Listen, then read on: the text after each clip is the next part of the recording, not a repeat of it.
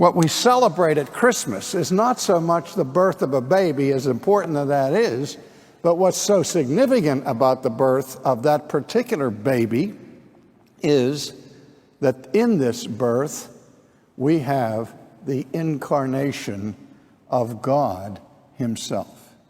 And incarnation means a coming in the flesh. We know how John begins his gospel. In the beginning was the Word, and the Word was with God, and the Word was God. So in that very complicated introductory statement, he distinguishes between the Word and God, and then in the next breath identifies the two. The Word was with God, and the Word was God.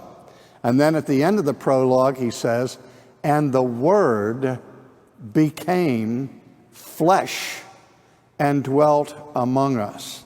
Now, in this enfleshment, if you will, of Christ appearing on this planet, it's not that God suddenly changes through a metamorphosis into a man, so that the divine nature sort of passes out of existence or comes into a new form of fleshiness.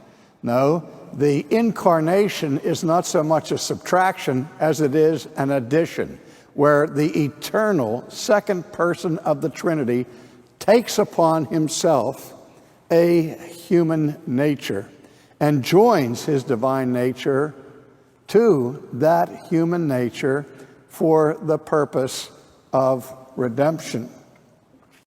In the 19th century, liberal scholars propounded a doctrine called the Kenosis Theory of the Incarnation. And you may have heard it, the idea being that when Jesus came to this earth, he laid aside his divine attributes so that the God-man, at least touching his deity, no longer had the divine attributes of omniscience, omnipotence, and all the rest. But of course, that would totally deny the very nature of God, who is immutable. Even in the incarnation, the divine nature does not lose his divine attributes. He doesn't communicate them to the human side. He doesn't deify the human nature. But in the mystery of the union between the divine and the human natures of Jesus, the human nature is truly human. It's not omniscient. It's not omnipotent. It's none of those things.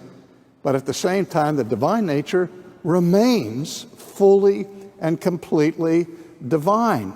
B.B. Warfield, the great scholar at Princeton, in remarking on the kenotic theory of his day, said the only kenosis that theory proves is the kenosis of the brains of the theologians who are propagating it, that they've emptied themselves of their common sense. But in any case, what is emptied is glory, privilege, exaltation. Jesus, in the incarnation, makes himself of no reputation. He allows his own divine exalted standing to be subjected to human hostility and human criticism and denial. He took the form of a bondservant, and coming in the likeness of men.